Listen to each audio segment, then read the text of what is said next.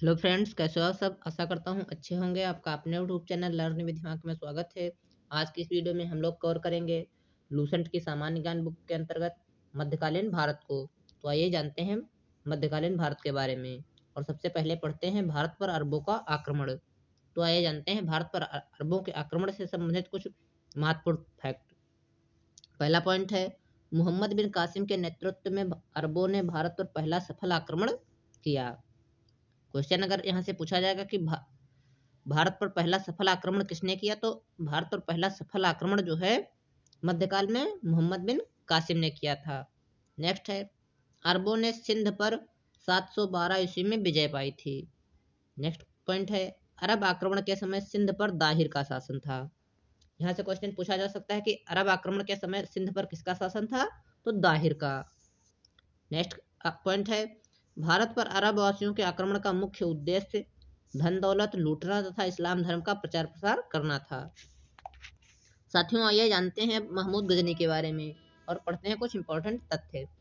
932 ईस्वी में अल्पतगीन के नामक एक तुर्क सरदार गजनी साम्राज्य की स्थापना की। गजनी साम्राज्य की स्थापना किसने की थी? गजनी साम्राज्य की स्थापना जो है अल्पतगीन नामक एक तुर्क सरदार ने की थी, जिसकी राजधानी थी गजनी। क्या थी? गजनी। अल्पतगीन की मृत्यु के पश्चात कुछ समय तक गजनी में प्रीतगीन ने शासन किया। इसी के शासनकाल 972 से लेकर के 977 ईस्वी में सर्वप्रथम भारत पर आक्रमण किया गया। प्रथम तुर्क आक्रमण के समय पंजाब में शाही वंश का शासक जयपाल शासन कर रहा था। यहाँ से क्वेश्चन साथियों पूछा जा सकता है कि प्रथम तुर्क आक्रमण के समय पंजाब का शासक कौन था, तो इसका राइट आंसर हो जाएगा जयपाल। नेक्स्ट पॉइंट है, अल्पतगीन का गुलाम तथा दामाद सुबुक्तगीन 977 ईस्वी में गजनी की गद्दी पर बैठा। नेक्स्ट पॉइंट है, महमूद गजनी सुबुक्तगीन का पुत्र था, जिसका जन्म 1 नवंबर 971 ईस्वी में हुआ था। अपने पिता के काल में महमूद गजनी खुरासान का शासक था। नेक्स्ट पॉइंट है, महमूद गजनी 27 वर्ष की अवस्था में 998 ईस्वी में गद्दी पर बैठा।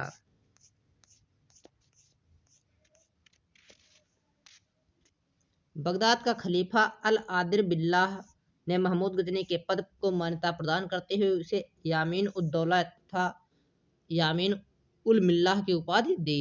नेक्स्ट पॉइंट है, महमूद गजनी ने भारत पर 17 बार आक्रमण किया। साथियों, यहाँ से क्वेश्चन जो है पूछा जाता है कई बार कि महमूद गजनी ने भारत पर कितनी बार आक्रमण किया, तो इसका राइट आंसर हो जाएगा 17 बार। नेक्स्ट है, महमूद गजनी के भारतीय आक्रमण का वास्तविक उद्देश्य धन की प्राप्ति था। नेक्स्ट पॉइंट है, महमूद गजनी एक मूर्ति भंजक आक्रमणकारी था। एक क्वेश्चन जो पूछा जा सकता है कि महमूद गजनी कैसा आक्रमणकारी था, तो इसका राइट आंसर हो जाएगा मूर्ति भंजक, अर्थात मूर्तियों को तोड़ने वाला एक आक्रमणकारी था।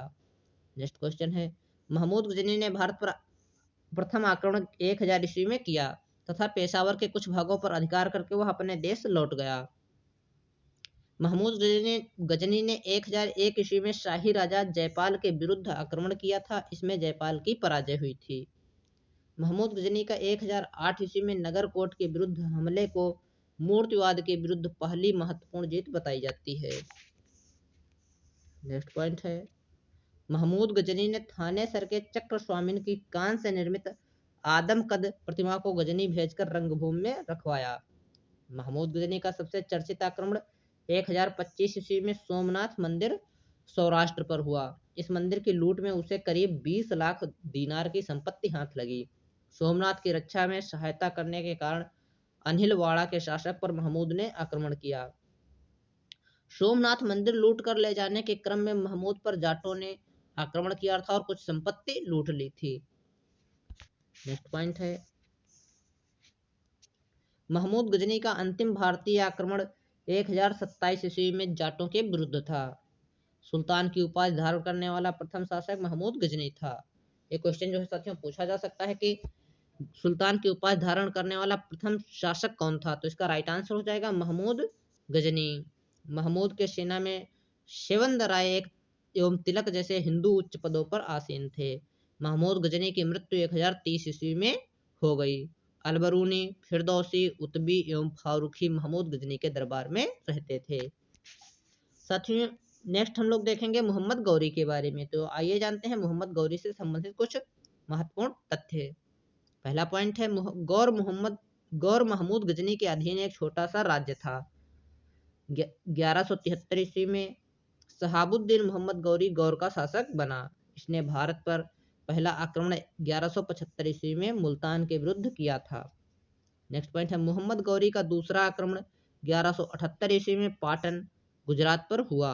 यहाँ का शासक भीम द्वितीय ने गौरी को बुरी तरह परास्त किया।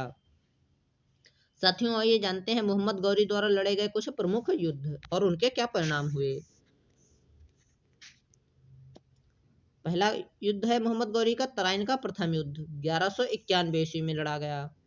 किसके बीच लड़ा गया? मोहम्मद गौरी एवं पृथ्वीराज चौहान के बीच, जिसमें जो है पृथ्वीराज चौहान की विजय हो गई थी। द्वितीय युद्ध है तराइन का द्वितीय युद्ध 1192 ईस्वी। ये भी जो है मोहम्मद गौरी और पृथ्वीराज चौहान के बीच लड़ा गया, लेकिन इसमें जो है गौरी की विजय हो गई थी। नेक्स्ट है चंदावर का युद्ध जो 1194 ईस्वी में लड़ा गया। ये जो है मोहम्मद गौरी और जयचंद के बीच लड़ा गया था, जिसमें जो है गौरी की विजय हो गई थी। नेक्स्ट है मोहम्मद गौरी भारत के विजित प्रदेशों पर शासन का भार अपने गुलाम सेनापतियों को सौंपते हुए गजनी लौट गया। मोहम्मद गौरी की हत्या 15 मार्च 1206 ईस्वी को कर दी गई। साथियों आइए जानते हैं अब हम लोग सल्तनत काल के बारे में। सल्तनत काल में पहला वंश है गुलाम वंश। कौन सा वंश है? गुलाम वंश। तो आइए जानते हैं गुलाम वंश के बारे में कुछ इंपॉर्टेंट तथ्य। गुलाम वंश की स्थापना 1206 ईस्वी में कुतुबुद्दीन ऐबक ने की थी। वह गौरी का गुलाम था। गुलाम वंश की स्थापना किसने की थी? गुलाम वंश की स्थापना जो है कुतुबुद्दीन ऐबक ने की थी। वह जो है गौरी का गुलाम था। गुलामों को फारसी में बंदगा कहा जाता था तथा इन्हें सैनिक सेवा के लिए खरीदा जाता था।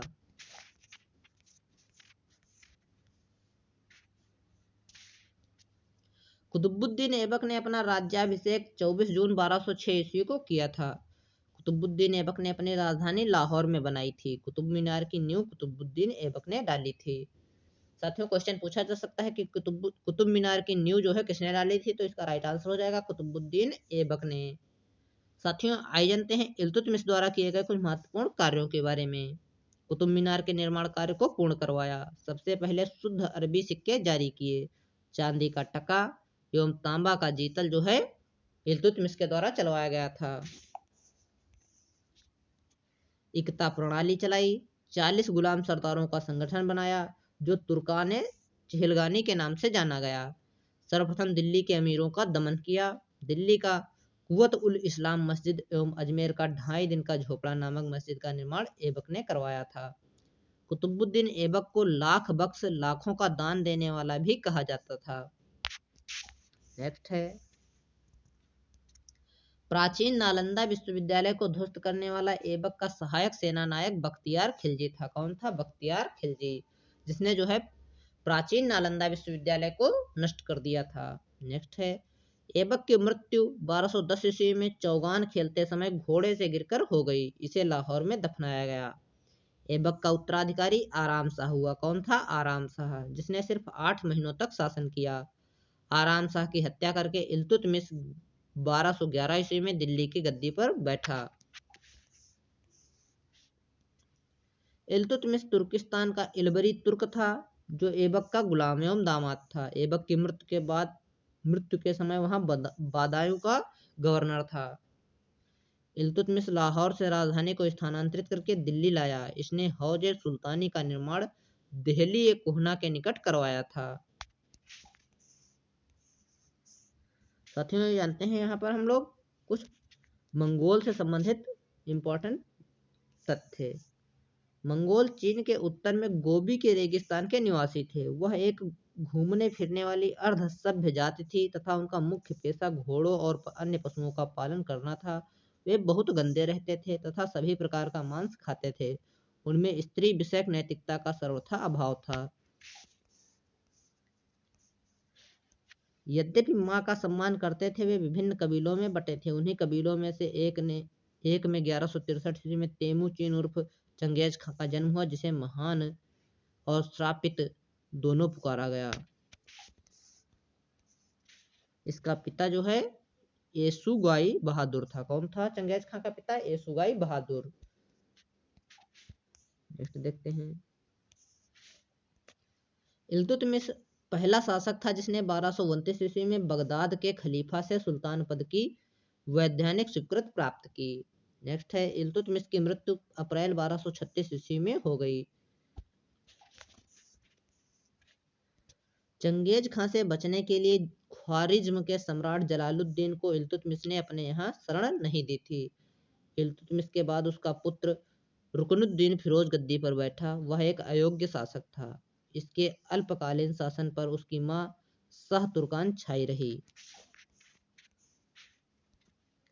शाह तुर्कान के अवांछित प्रभाव से परेशान होकर तुर्की अमीरों ने रुकनुद्दीन को हटाकर रजिया को सिंहासन पर आसीन किया।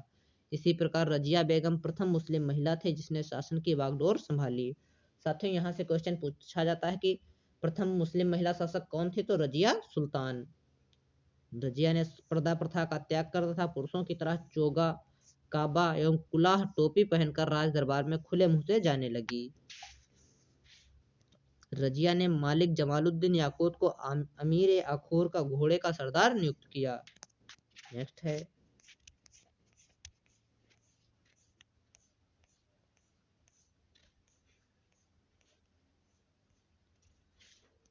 गैर तुर्कों को सामंत बनाने के रजिया के प्रयासों से तुर्की अमीर विरुद्ध हो गए और उसे बंदी बनाकर दिल्ली की गद्दी पर मुइजुद्दीन बहराम शाह को बैठा दिया। रजिया की शादी अल्तुनिया के साथ हुई। इससे शादी करने के बाद रजिया ने पुनः गद्दी प्राप्त करने का प्रयास किया लेकिन वह असफल रही। नेक्स्ट है, रजिया की हत्या 13 अक्टूबर 1240 ईस्वी को डाकुओं के द्वारा कैथल के पास कर दी गई। नेक्स्ट है, बहराम शाह को बंदी बनाकर उसकी हत्या मई 1242 ईस्वी में कर दी गई। बहराम शाह के बाद दिल्ली का सुल्तान अलाउद्दीन मसूद शाह 1242 ईस्वी में शासक बना। बलबन के षड्यंत्र के द्वारा 1246 ईस्वी में अलाउद्दीन मसूद शाह को सुल्तान के पद से हटाकर नसरुद्दीन महमूद को सुल्तान बना दिया गया। नसरुद्दीन महमूद ऐसा सुल्तान था जो टोपी सीकर एवं जीवन निर्वाह करता था। बलबन ने अपनी पुत्री का विवाह नसरुद्दीन महमूद के साथ किया था। बलबन का वास्तविक नाम बहाउद्दीन था। क्या था? बहाउद्दीन। वह इल्तुतमिश का गुलाम था। तुर्कान चिहलगानी का विनाश बलबन ने किया था। बलबन ने किसका विनाश किया था? तुर्कान चिहलगानी का। नेक्स्ट है, बलबन 1266 ईस्वी में गियासुद्दीन बलबन के नाम से दिल्ली की गद्दी पर बैठा। यहाँ मंगोलों के आक्रमण से दिल्ली की रक्षा करने में सफल रहा। राज दरबार में सिजदा एवं पैबोस प्रथा की शुरुआत बलबन ने की थी। बलबन ने फारसी रीति रिवाज पर आधारित नवरोज उत्सव को प्रारंभ करवाया। अपने विरोधियों के प्रति बलबन ने कठोर लौह एवं रक्त की नीति का पालन किया। नसरुद्दीन महमूद ने बलबन को उलूग खां की उपाधि प्रदान की। नसरुद्दीन महमूद ने बलबन को कौन सी उपाधि दी थी? उलूग खां की उपाधि जो है प्रदान की थी। बलबन के दरबार में फारसी के प्रसिद्ध कवि अमीर खुसरो एवं अमीर हसन रहते थे। गुलाम वंश का अंतिम शासक शमसुद्दीन कैमुर्स था। कौन था? शमसुद्दीन कैमुर्स। साथियों, ये जानते हैं अब हम लोग खिलजी वंश के बारे में। कौन सा वंश? खिलजी वंश। खिलजी वंश का शासन जो है 1290 से लेकर के 1320 ईस्वी तक रहा। गुलाम वंश के शासन को समाप्त कर 13 जून 1290 ईस्वी को जलालुद्दीन फिरोज खिलजी ने खिलजी वंश की स्थापना की। खिलजी वंश की स्थापना किसने की थी? जलालुद्दीन फिरोज खिलजी ने। इसने किलो खरी को अपनी राजधानी बनाया। जलालुद्दीन की हत्या 1296 ईस्वी में उसके भतीजा एवं दामाद अलाउद्दीन खिलजी ने कड़ा मानिकपुर इलाहाबाद में कर दी थी। आइए जान लेते हैं हम अमीर खुसरो के बारे में। अमीर खुसरो का मूल नाम मोहम्मद हसन था। क्या था? मोहम्मद हसन। उसका जन्म पटियाली पश्चिमी उत्तर प्रदेश में बदायूं के पास हुआ था। 1253 ईस्वी में हुआ था। खुसरो प्रसिद्ध सूफी संत शेख निजामुद्दीन औलिया के शिष्य थे। वह बलबन से लेकर मोहम्मद तुगलक तक दिल्ली सुल्तानों के दरबार में रहे। इन्हें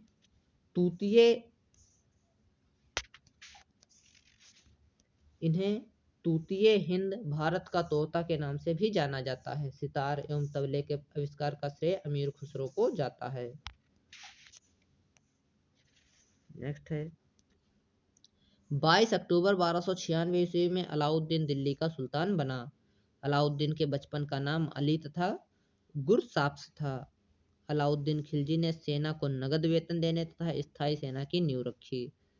दिल्ली के शासकों में अलाउद्दीन खिलजी के पास सबसे विशाल स्थायी सेना थी।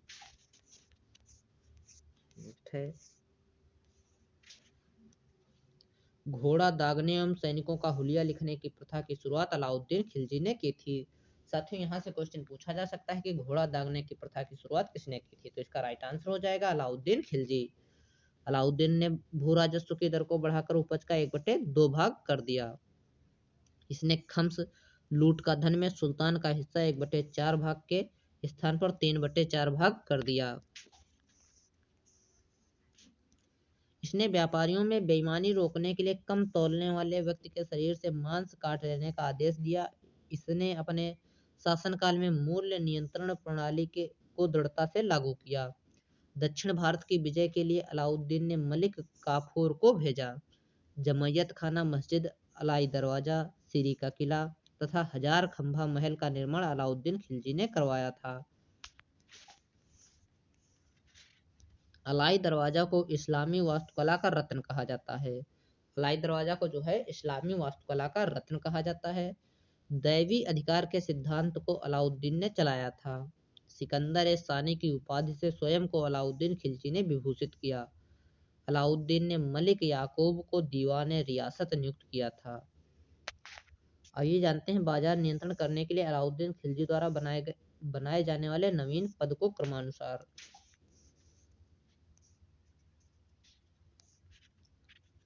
दीवान रियासत, यह व्यापारियों पर नियंत्रण रखता था। यह बाजार नियंत्रण की पूरी व्यवस्था का संचालन करता था। दूसरा है शहनाए मंडी, प्रत्येक बाजार में बाजार का अधीक्षक होता था। बरीद, बाजार के अंदर घूमकर बाजार का निरीक्षण करता था। मुनहियान व गुप्तचर, या मुनहियान व गुप्तचर, गुप्त सूचना प्रदान प्राप्त करता था। नेक्स्ट है अलाउद्दीन द्वारा नियुक्त परवाना नवीस नामक अधिकारी वस्तुओं की परमिट जारी करता था। नेक्स्ट है सहनाए मंडी, यहाँ खाद्यान्नों की बिक्री हेतु लाया जाता था। यहाँ जो है खाद्यान्नों को बिक्री हेतु लाया जाता था। सराय अदल, यहाँ वस्त्र, शक्कर, जड़ी बूटी, मेवा, दीपक का तेल एवं अन्य निर्मित वस्तुएं बिकने के लिए आती थी। नेक्स्ट है अलाउद्दीन खिलजी की आर्थिक नीति की व्यापक जानकारी जियाउद्दीन बरनी की कृति तारीख फिरोजशाही से मिलती है। खजाइनुल फतूह अमीर खुसरो रिहला इब्न बतूता एवं फुतुहलातीन इस्लामी की कृति है।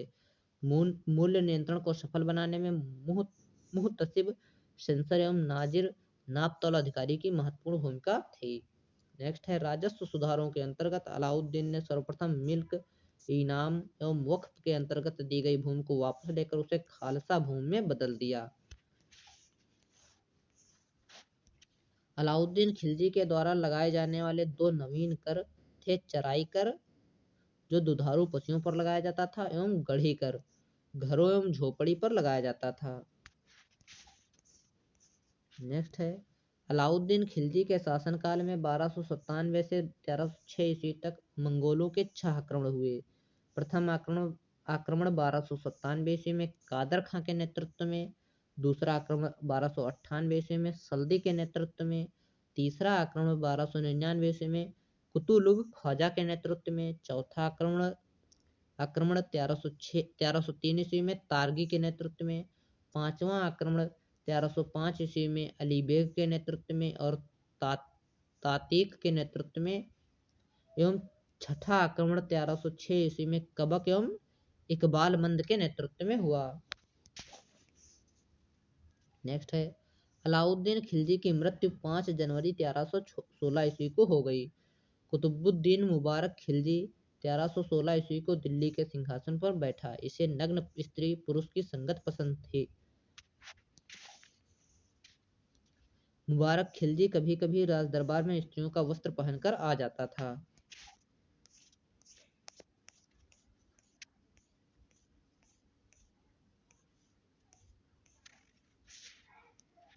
बरनी के अनुसार मुबारक कभी कभी नग्न होकर दरबारियों के बीच दौड़ा करता था। मुबारक खां ने खलीफा की उपाधि धारण की थी। मुबारक के वजीर खुसरो खां ने 15 अप्रैल 1320 ईस्वी को इसकी हत्या कर दी और स्वयं दिल्ली के सिंहासन पर बैठा। खुसरो खां ने पैगंबर के सेनापति की उपाधि धारण की। नेक्स्ट साथियों है तुगलक वंश। कौन सा वंश है? तुगलक वंश। तुगलक वंश जो है 1320 ईस्वी से लेकर के 1398 ईस्वी तक इसका शासनकाल रहा। 5 सितंबर 1320 ईस्वी को खुसरो खां को पराजित करके गाजी मलिक या तुगलक गाजी गयासुद्दीन तुगलक के नाम से 8 सितंबर 1320 ईस्वी को दिल्ली के सिंहासन पर बैठा। तो तुगलक वंश के साथ में स्थापना किसने की थी? गयासुद्दीन तुगलक ने। साथियों आइए जान लेते हैं मोहम्मद बिन तुगलक द्वारा क्रियान्वित क्रमशः 4 योजनाएं जो हैं उनके बारे में। दोआब क्षेत्र में कर वृद्धि जो है कब से कब तक रही? 1326 से 1327 ईस्वी में लागू की गई। राजधानी परिवर्तन 1326 से 1327 ईस्वी। सांकेतिक मुद्रा का प्रचलन 1329 1330 ईस्वी। नेक्स्ट है खुरासन एवं कराचिल का अभियान। नेक्स्ट साथियों इधर देखेंगे गयासुद्दीन ने अलाउद्दीन के समय में लिए गए अमीरों की भूमि को पुनः लौटा दिया। इसने सिंचाई के लिए कुएं एवं नहरों का निर्माण करवाया। संभवतः नहरों का निर्माण करवाने वाला गयासुद्दीन प्रथम शासक था। यहाँ से साथियों क्वेश्चन पूछा जाता है कि नहरों का निर्माण करवाने वाला प्रथम शासक कौन है? तो इसका राइट आंसर हो जाएगा गयासुद्दीन तुगलक। गयासुद्दीन तुगलक ने दिल्ली के समीप स्थित पहाड़ियों पर तुगलकाबाद नाम का एक नया नगर स्थापित किया। रोमन शैली में निर्मित इस नगर में एक दुर्ग का निर्माण भी हुआ। इस दुर्ग को 56 कोट के नाम से भी जाना जाता है। नेक्स्ट है साथियों गयासुद्दीन तुगलक की मृत्यु 1325 ईस्वी में बंगाल के अभियान से लौटते समय जूना खां द्वारा निर्मित लकड़ी के महल में दबकर हो गई थी। गयासुद्दीन के बाद जूना खां मोहम्मद बिन तुगलक के नाम से दिल्ली के सिंहासन पर बैठा। मध्यकालीन सभी सुल्तानों में मोहम्मद तुगलक सर्वाधिक शिक्षित, विद्वान एवं योग्य व्यक्ति था। मोहम्मद बिन तुगलक को अपनी सनक भरी योजनाओं, क्रूर कृत्यों एवं दूसरे के सुख दुख के प्रति उपेक्षा भाव रखने के कारण स्वप्नशील, पागल एवं रक्तपासु कहा गया। मोहम्मद बिन तुगलक ने कृषि के विकास के लिए अमीर ए कोही नामक एक नवीन विभाग की स्थापना की। साथियों यहाँ से क्वेश्चन पूछा जाता है कि अमीर ए कोही नामक विभाग की स्थापना किसने की थी? तो इसका राइट आंसर हो जाएगा मोहम्मद बिन तुगलक। मोहम्मद बिन तुगलक ने अपनी राजधानी दिल्ली से देवगिरी में स्थानांतरित की और इसका नाम दौलताबाद रखा। नेक्स्ट है सांकेतिक मुद्रा के अंतर्गत मोहम्मद बिन तुगलक ने कांसा, फरिश्ता के अनुसार तांबा, बरनी के अनुसार धातुओं के सिक्के चलवाए जिनका मूल्य चांदी के रुपए टंका के बराबर होता था। एडवर्ड थॉमस ने मोहम्मद बिन तुगलक को प्रिंस ऑफ मनियर्स की संज्ञा दी है। नेक्स्ट साथियों है अफ्रीकी मोरक्को यात्री इब्न बतूता लगभग 1333 ईस्वी में भारत आया। सुल्तान ने इसे दिल्ली का काजी नियुक्त किया। 1342 ईस्वी में सुल्तान ने इसे अपने राजदूत के रूप में चीन भेजा। नेक्स्ट पॉइंट है साथियों इब्न बतूता की पुस्तक रिहला में मोहम्मद तुगलक के समय की घटनाओं का वर्णन है। इसने अपनी पुस्तक में विदेशी व्यापारियों के आवागमन, डाक चौकियों की स्थापना यानी डाक व्यवस्था एवं गुप्तचर व्यवस्था के बारे में लिखा है। मोहम्मद बिन तुगलक ने जिन प्रभासुर नामक जैन साधु के साथ विचार विमर्श किया था। मोहम्मद बिन तुगलक की मृत्यु 20 मार्च 1351 ईस्वी को सिंध जाते समय थट्टा के निकट गोडाल में हो गई।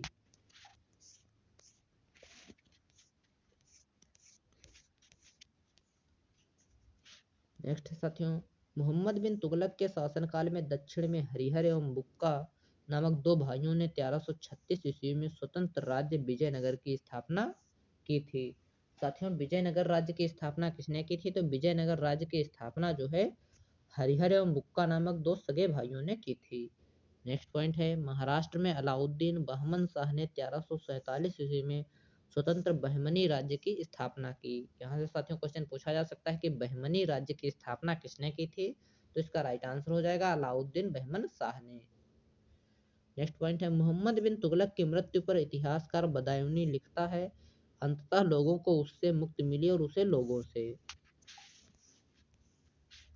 नेक्स्ट पॉइंट है मोहम्मद बिन तुगलक शेख अलाउद्दीन का शिष्य था। वह सल्तनत काल का पहला शासक था जो अजमेर में शेख मोइनुद्दीन चिश्ती की दरगाह और बहराइच में सलार मसूद गाजी के मकबरे में गया।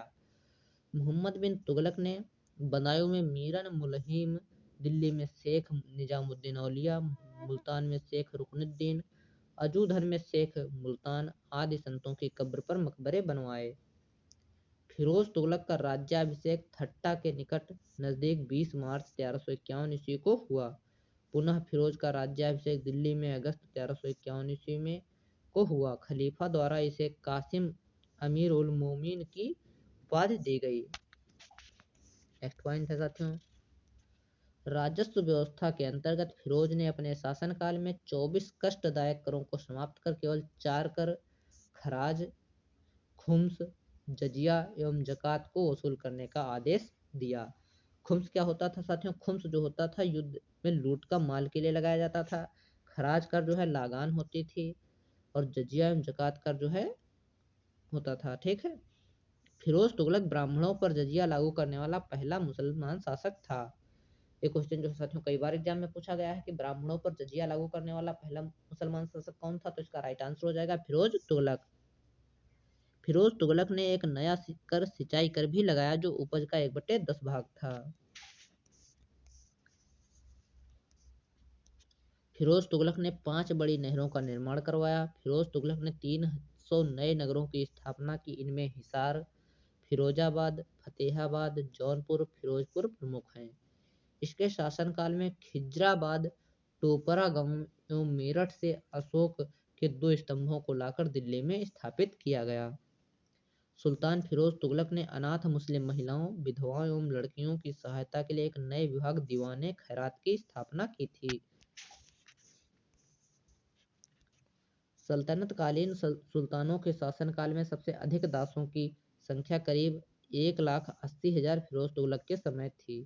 दासों की देखभाल के लिए फिरोज ने एक नए विभाग दीवाने बंदगान की स्थापना की थी।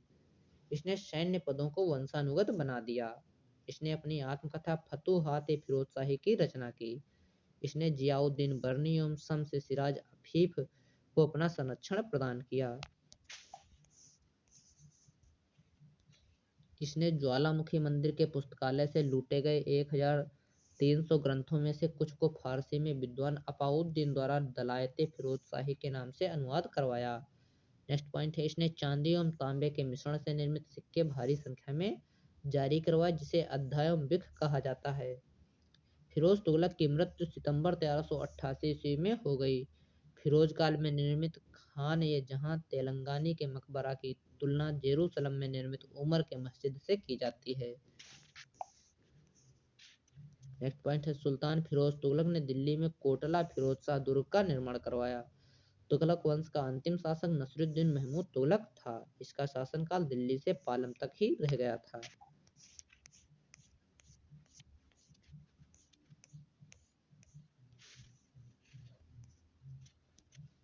तैमूर लंग ने सुल्तान नसीरुद्दीन महमूद तुगलक के समय 1398 ईस्वी में दिल्ली पर आक्रमण किया। नेक्स्ट पॉइंट साथियों, नसीरुद्दीन के समय में ही मलिकी कुसर, मलिक कुसरसक पूर्वाधिपति की उपाधि धारण कर एक हिजड़ा मलिक सरवर ने जौनपुर में एक स्वतंत्र राज्य की स्थापना की। साथियों आइए जानते हैं अब हम लोग सैयद वंश के बारे में। तुगलक वंश के बाद क्या कौन सा वंश है? सैयद वंश। 1414 ईस्वी से 1451 ईस्वी। सैयद वंश का संस्थापक खिज्र खां था। कौन था? खिज्र खां। इसने सुल्तान की उपाधि न धारण कर अपने को रैयत आला की उपाधि से ही खुश रखा। खिज्र खां तैमूर लंग का सेनापति था। भारत से लौटते समय तैमूर लंग ने खिज्र खां को मुल्तान, लाहौर एवं दीपालपुर का शासक नियुक्त किया। खिज्र खां नियमित रूप से तैमूर के पुत्र शाहरुख को कर भेजा करता था। खिज्र खां की मृत्यु 20 मई 1421 ईस्वी में हो गई। खिज्र खां के पुत्र मुबारक खां ने शाह की उपाधि धारण की थी। याहिया बिन अहमद सरहिंदी को मुबारक शाह का संरक्षण प्राप्त था। इसकी पुस्तक तारीख मुबारक शाही में सैयद वंश के विषय में जानकारी मिलती है। यमुना के किनारे मुबारकाबाद की स्थापना मुबारक शाह ने की थी। सैयद वंश का अंतिम सुल्तान अलाउद्दीन आलम शाह था। सैयद वंश का शासन करीब 37 सालों तक रहा। नेक्स्ट है साथियों लोधी वंश। सैयद वंश के बाद आता है लोधी वंश। लोधी वंश का शासनकाल है 1451 से लेकर के 1526 ईस्वी तक। लोधी वंश का संस्थापक बहलोल लोधी था। वह 19 अप्रैल 1451 ईस्वी को बहलोल शाह गाजी की उपाधि से दिल्ली के सिंहासन पर बैठा। दिल्ली पर प्रथम अफगान राज्य की स्थापना का श्रेय बहलोल लोधी को दिया जाता है। नेक्स्ट पॉइंट है साथियों बहलोल लोधी ने बहलोल सिक्के का प्रचलन करवाया। वह अपने सरदारों को मकसद ए अली कहकर पुकारता था।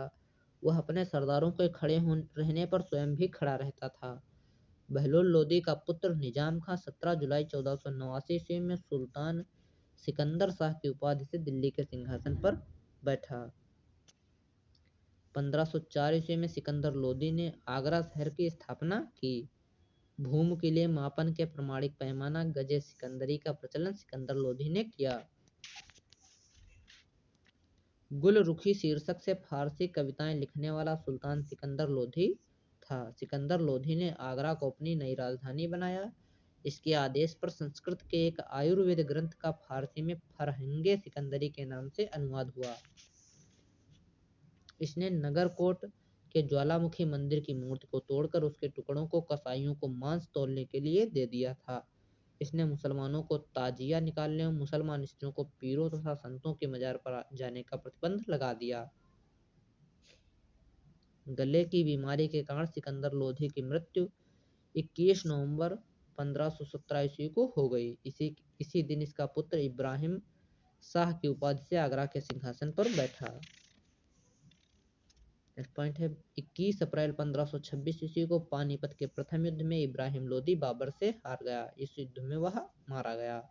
बाबर को भारत पर आक्रमण के लिए निमंत्रण पंजाब के शासक दौलत खां लोदी एवं इब्राहिम लोदी के चाचा आलम खां ने दिया था। मोठ की मस्जिद का निर्माण सिकंदर लोधी के वजीर द्वारा करवाया गया था।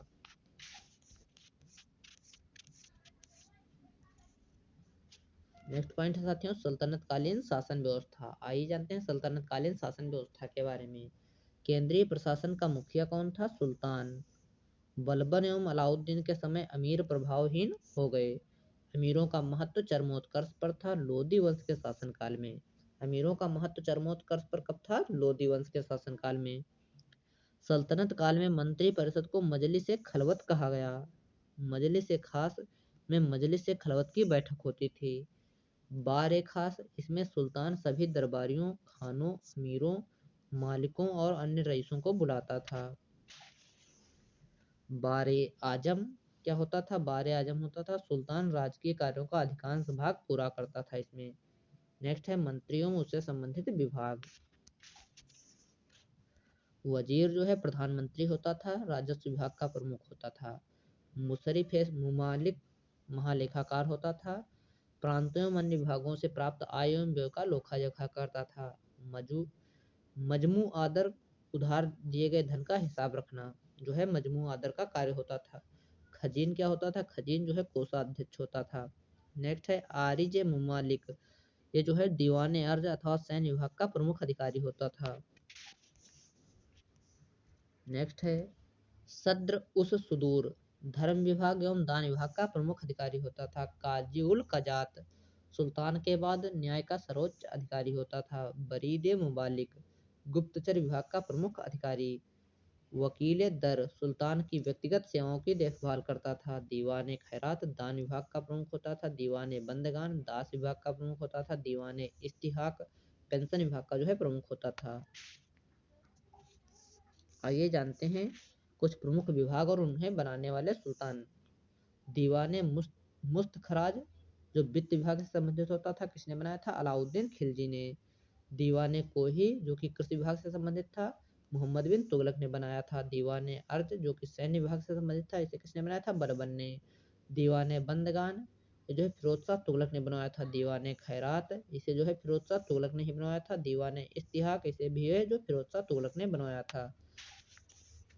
नेक्स्ट है दिल्ली सल्तनत अनेक प्रांतों में बटा हुआ था, जिसे इक्ता या सूबा कहा जाता था। यहाँ का शासन नायब या वली या मुफ्ती द्वारा संचालित होता था। इक्ताओं को सीकों जिलों में विभाजित किया गया था, जहाँ का प्रमुख अधिकारी सिकदार का होता था, जो एक सैनिक अधिकारी था। आइए जानते हैं राजस्व कर व्यवस्था के बारे में। उस्र मुसलमानों से लिया जाने वाला भूमि कर होता था। खराज गैर मुसलमानों से लिया जाने वाला भूमि कर होता था। जकात मुसलमानों पर धार्मिक कर संपत्ति का 40वां हिस्सा जो है जकात कहलाता था। जजिया गैर मुसलमानों पर धार्मिक कर। खम्स क्या होता था? यह लूटे हुए धन, खानों अथवा भूमि में गड़े हुए खजानों से प्राप्त संपत्ति का 1/5 भाग था, जिस पर सुल्तान का अधिकार था, तथा शेष 4/5 भाग पर उसके सैनिकों अथवा खजाने को प्राप्त करने वाले व्यक्ति का अधिकार होता था। परंतु फिरोज तुगलक को छोड़कर अन्य सभी शासकों ने 4/5 हिस्सा स्वयं अपने लिए रखा। सुल्तान सिकंदर लोधी ने गड़े हुए खजानों में से कोई हिस्सा नहीं लिया। नेक्स्ट है, सिखों को परगनों में विभाजित किया गया था। आमिल परगने का मुख्य अधिकारी था और मुशरिफ लागान को निश्चित करने वाला अधिकारी होता था। नेक्स्ट है साथियों, एक शहर या 100 गांवों के शासन की देखरेख अमीर सदा नामक अधिकारी करता था। प्रशासन की सबसे छोटी इकाई ग्राम होती थी। सुल्तान की स्थायी सेना को खास खेल नाम दिया गया था। मंगोल सेना के वर्गीकरण की दशमलव प्रणाली को सल्तनत कालीन सैन्य व्यवस्था का आधार बनाया गया था। सल्तनत काल में बारूद की सहायता से गोला फेंकने वाली मशीन को मंगलीक तथा अर्राद कहा जाता था। इधर जानते हैं 10 अश्वारोहियों को के ग्रुप को क्या कहा जाता था? 10 अश्वारोहियों के ग्रुप को एक सरे खेल कहा जाता था। 10 सरे खेल मिलकर के क्या बनाते थे? एक सिपाह सलार। 10 सिपाह सलार मिलकर के एक अमीर बनता था। 10 अमीर मिलकर के एक मलिक बनता था और 10 मलिक मिलकर के एक खान बनती थी। नेक्स्ट है, अलाउद्दीन खिलजी ने इक्ता प्रथा को समाप्त किया था। इक्ता प्रथा की दोबारा शुरुआत फिरोज तुगलक ने की थी। नेक्स्ट है साथियों, सुल्तनत काल में अच्छी नस्ल के घोड़े तुर्की, अरब एवं रूस से मंगाए जाते थे। हाथी मुख्यतः बंगाल से मंगाए जाते थे। सल्तनत कालीन कानून शरीयत, कुरान एवं हदीस पर आधारित था। आइए जानते हैं कुछ प्रमुख स्थान और उनके प्रसिद्धि के कारण। सरस्वती जो है अच्छी किस्म के लिए चावल के लिए प्रसिद्ध स्थान था। अन्हीवाड़ा व्यापारियों का तीर्थ स्थल के रूप में जाना जाता था। सतगांव रेशमी रजाइयों के लिए प्रसिद्ध था। आगरा नील उत्पादन के लिए। बनारस सोने चांदी व जड़ी काम के लिए जो है प्रसिद्ध था। मुस्लिम कानून के 4 महत्वपूर्ण स्रोत थे: कुरान, हदीस, इजमा एवं कयास। नेक्स्ट पॉइंट है, सुल्तान सप्ताह में 2 बार दरबार में न्याय करने के लिए उपस्थित होता था। सल्तनत काल में लागान निर्धारित करने की मिश्रित प्रणाली को मुक्तई कहा गया है। भूमि की नाप जोख करने के बाद क्षेत्रफल के आधार पर लगान का निर्धारण मसाहत कहलाता था। इसकी शुरुआत अलाउद्दीन ने की थी। पूर्णतः केंद्र के नियंत्रण में रहने वाली भूमि खालसा भूमि कहलाती थी। अलाउद्दीन में दान में दी गई भूमि अधिकांश भूमि को छीनकर खालसा भूमि में परिवर्तित कर दिया। देवल सल्तनत काल में अंतरराष्ट्रीय बंदरगाह के रूप में प्रसिद्ध था। दोस्तों आज की इस वीडियो में इतना ही। मिलेंगे अगली वीडियो में। यदि आपको हमारी वीडियो पसंद आई है तो वीडियो को लाइक करना, शेयर करना और चैनल को सब्सक्राइब करना। धन्यवाद।